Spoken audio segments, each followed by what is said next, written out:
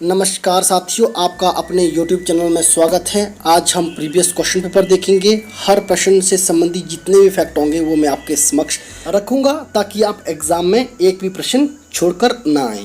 इसके साथ आज के पहले प्रश्न की रुख करते हैं। निम्न में से कौन सा जिला 1954 में हिमाचल प्रदेश में विलय हुआ था? आपके पास ऑप्शन है सिरमौर, चंबा, मंडी और बिलासपुर। यहाँ पर सबसे पहले हमें ये पता होना चाहिए कि हिमाचल प्रदेश आरंभ में कितने जिलों से मिलाकर बना था। तो हमें हमारा उत्तर होना चाहिए 4 जिलों को मिलाकर। कौन कौन से जिले थे वो? महासू, मंडी, सिरमौर और चंबा।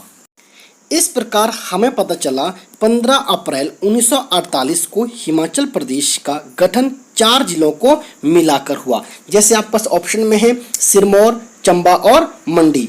अब ये तीनों जिले कब बने? 15 अप्रैल 1948। अब बात उठती है ऑप्शन डी की। इसका सही उत्तर होगा ऑप्शन डी। जो ऑप्शन डी बिलासपुर है, बिलासपुर हिमाचल प्रदेश में कब विलय हुआ? 1954 को। इस प्रकार हमें पता चला जो बिलासपुर है यह हिमाचल प्रदेश के साथ मिलने वाला 5वां जिला था। जैसे आपको पता है जिला बनने से पहले यह क्या थी? एक रियासत थी। उस रियासत का अंतिम राजा आनंद चंद था। बिलासपुर रियासत के अंतिम राजा बोले तो आनंद चंद ने आरंभ में भारतीय संघ में बिलासपुर को मिलाने से इनकार कर दिया था। वो चाहते थे कि जो बिलासपुर है, पहले इसको जैसे आपको पता है कैलूर के नाम से जानते थे, कि कैलूर जो रियासत है ये स्वतंत्र रहे। जैसे जैसे समय बीतता गया वैसे वैसे राजा को अनेक परेशानियों का सामना करा। उसी प्रकार 15 अगस्त 1948 को राजा आनंद चंद ने विलय पत्र पर हस्ताक्षर कर दिए। ठीक है, प्रश्न इस तरह से बनता है कि राजा आनंद चंद ने कब विलय पत्र पर साइन किए? तो आपका उत्तर होना चाहिए 15 अगस्त 1948 को। विलय पत्र पर साइन करने के बाद बिलासपुर को अलग से चीफ कमिश्नर अधीनस्थ प्रांत बनाया गया और जिसके कुछ समय बाद कहने का अभिप्राय यह है कि 12 अक्टूबर 1948 को बिलासपुर का चीफ कमिश्नर राजा आनंद चंद को बनाया गया। यहाँ पर बात हो रही है चीफ कमिश्नर किसको बनाया? राजा आनंद चंद को। यहाँ पर प्रश्न उठता है कि डिप्टी चीफ कमिश्नर किसे बनाया गया? तो आपका उत्तर होना चाहिए पंजाब के PCS अधिकारी श्री चंद छावड़ा को नियुक्त किया गया।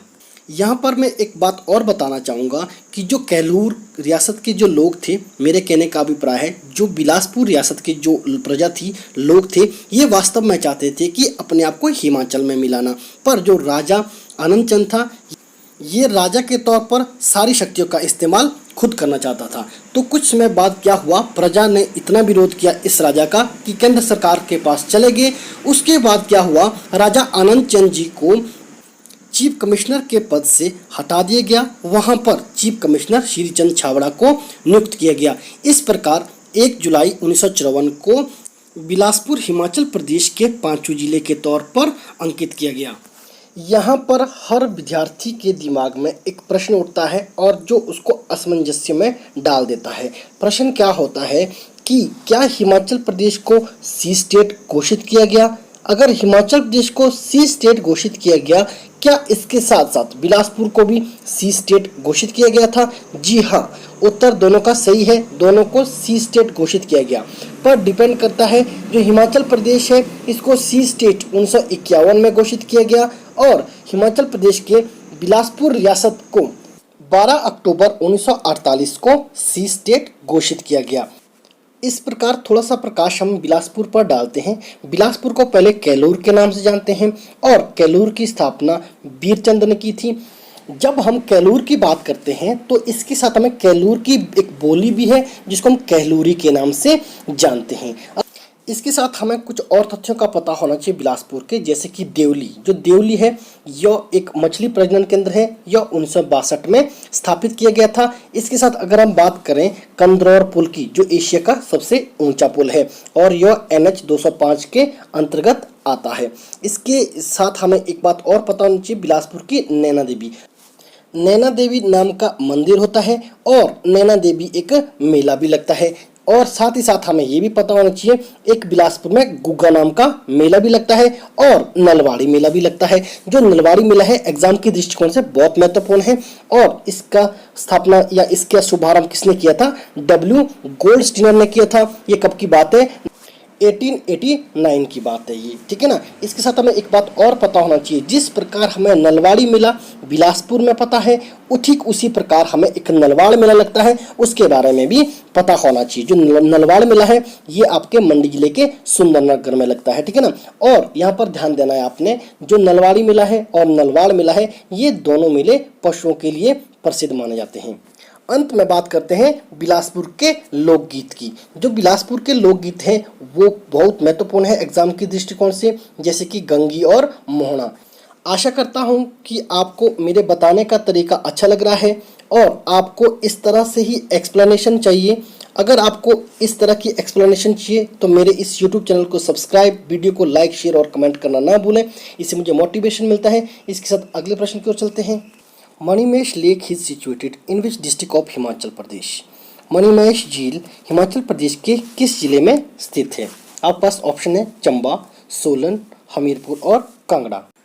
इसका सही उत्तर होगा ऑप्शन ए चंबा। यहाँ पर ध्यान देना आपने, जो मणिमहेश झील है इसकी ऊंचाई 4200 मीटर है और साथ ही साथ हमें ये भी पता होना चाहिए मणिमहेश झील से ठीक 7 किलोमीटर दूर एक झरना पड़ता है, उस झरने का नाम है धनछो झरना। एग्जाम की दृष्टिकोण से बहुत महत्वपूर्ण है। जब हमें मणिमहेश याद आता है तो इसके साथ हमें कुछ चीज़ों का पता होना चाहिए, जैसे कि मणिमहेश मंदिर कहाँ पर है? चंबा में है। मेरे कहने का अभिप्राय ये है कि मणिमहेश मंदिर भी है और मणिमहेश झील भी है और साथ ही साथ हमें ये भी पता होना चाहिए मणिमहेश खड्ड भी है। इस पर थोड़ा सा प्रकाश डालते हैं। जो मणिमहेश खड्ड है और कुगती खड्ड है, कुगती खड्ड और मणिमहेश खड्ड को मिलाकर एक खड्ड बनती है या जलधारा बनती है, उसका नाम है बुदिल जलधारा, ठीक है। कई बार बुडल भी लिखा जाता है कुछ किताबों में, तो आपने ध्यान देना है बुदिल जलधारा किन दो खड्ड को मिलाकर बनती है, तो आपने उत्तर देना है कुगती खड्ड और मणिमहेश खड्ड।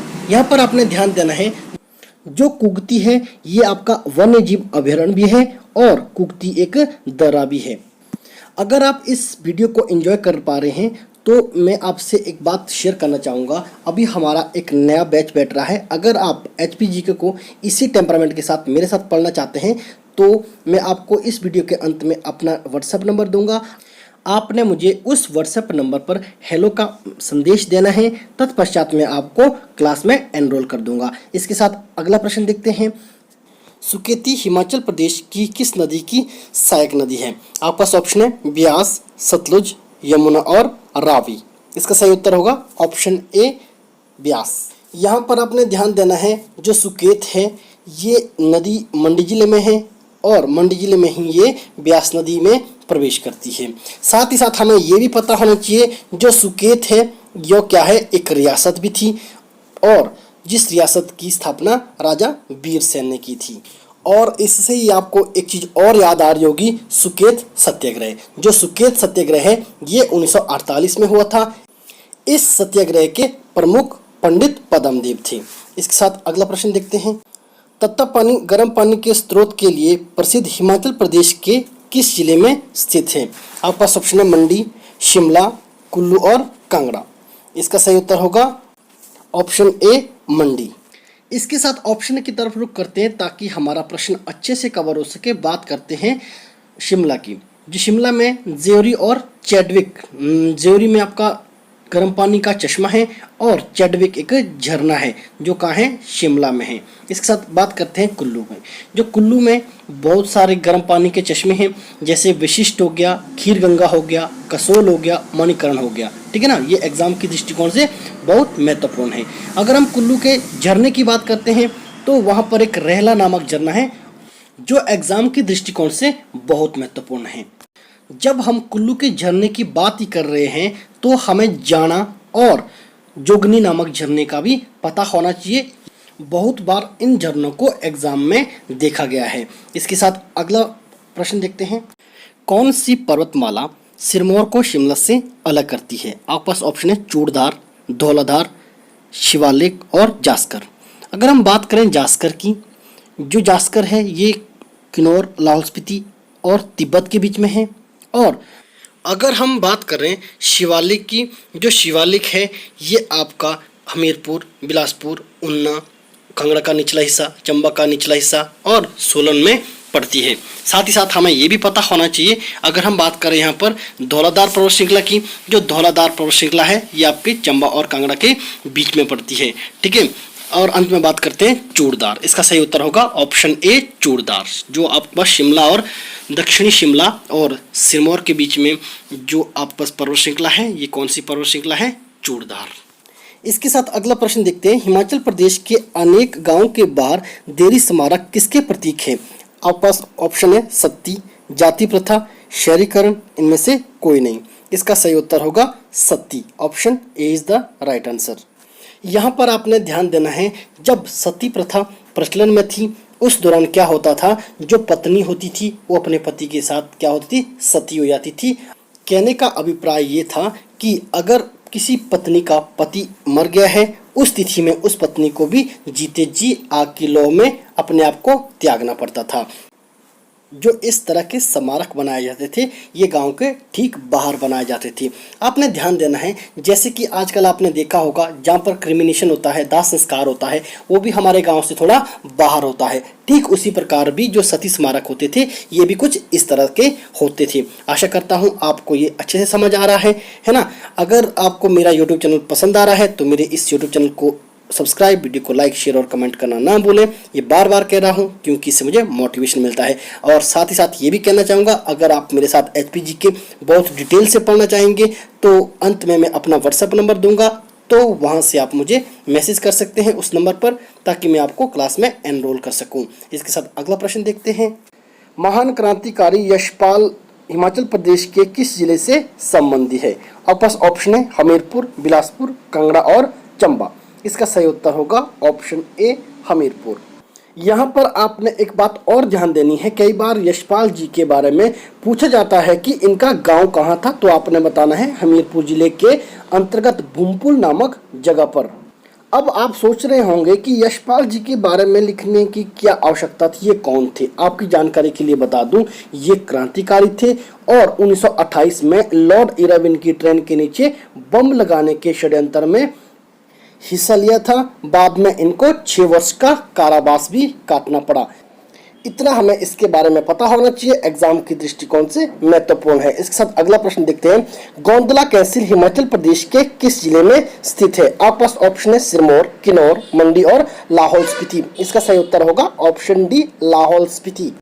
कई बार एग्जाम में प्रश्न पूछा जाता है कि गोंदला कैसल या गोंदला किला का निर्माण किसने किया था या किस राजा ने किया था, तो आपने उत्तर देना है कुल्लू के राजा मान सिंह ने। और कई बार प्रश्न इस तरह से देखने को मिलता है गोंदला कैसल के बारे में, जो गोंदला कैसल है यह चंद्रा नदी के कौन से बैंक में स्थित है, तो आपने उत्तर देना है राइट बैंक में। अगर हम यहाँ पर बात करें रोहतांग से गोंदला कैसल की डिस्टेंस कितना है, लगभग 15 से 20 किलोमीटर के आसपास होगा। अगर हम बात करें रोहतांग से आगे निकलते ही एक सिसु नामक जगह पड़ता है।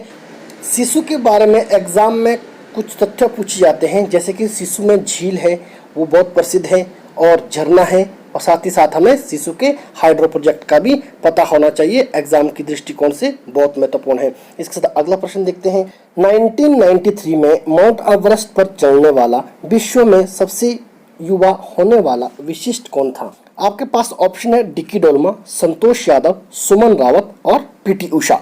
सबसे पहले बात करते हैं पीटी उषा। पीटी उषा तो धावक थी, ये कभी एवरेस्ट पर चढ़े नहीं। और इसके साथ बात करते हैं सुमन रावत की। जो सुमन रावत है ये हिमाचल प्रदेश के मंडी के सुंदरनगर से संबंध रखते हैं।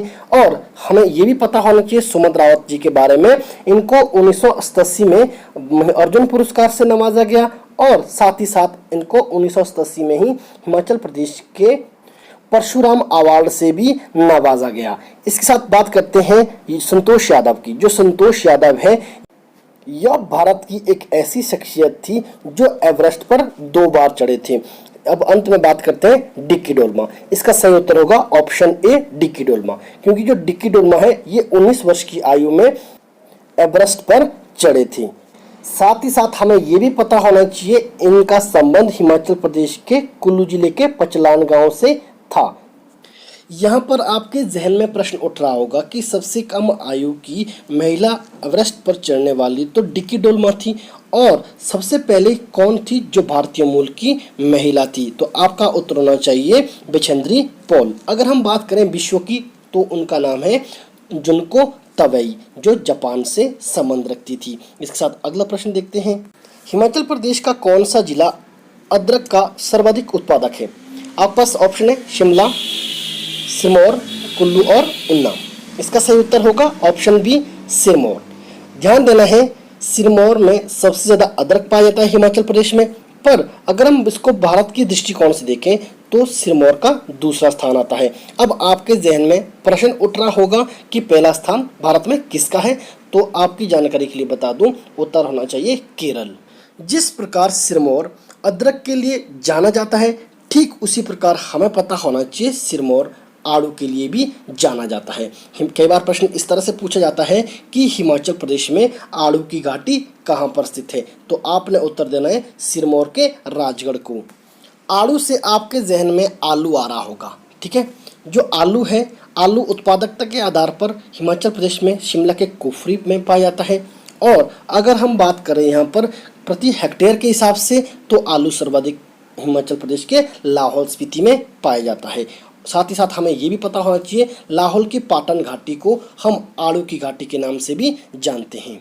इसके साथ अगला प्रश्न देखते हैं। महमूद गजनबी ने नगरकोट को किस वर्ष लूटा था? आप पास ऑप्शन है 1009, 1016, 1025 और 1026। इसका सही उत्तर होगा ऑप्शन ए 1009। यहाँ पर हमें यह पता होना चाहिए कि महमूद गजनबी ने भारत पर 17 आक्रमण किए थे। उन आक्रमण में से 7वां आक्रमण हिमाचल प्रदेश के नगरकोट किले पर था। इसके साथ मैं आपको यहाँ पर बताना चाहता हूँ जो एग्जाम की दृष्टिकोण से बहुत महत्वपूर्ण है कि नगरकोट पर किन शासकों ने आक्रमण किया था और कब किया था। जैसे कि सबसे पहले मैंने बताया कि महमूद गजनबी 1009 7वां आक्रमण था, ठीक है। इसके साथ हम पता होना चाहिए 1337 मोहम्मद बिन तुगलक आए थे। उन्होंने क्या किया था? नगरकोट के किले पर आक्रमण किया था। एग्जाम में बार बार पूछा जाता है। इसके साथ हमें पता होना चाहिए 1365 में आए थे फिरोज शाह तुगलक। उन्होंने भी क्या किया था? नगरकोट पर आक्रमण किया था।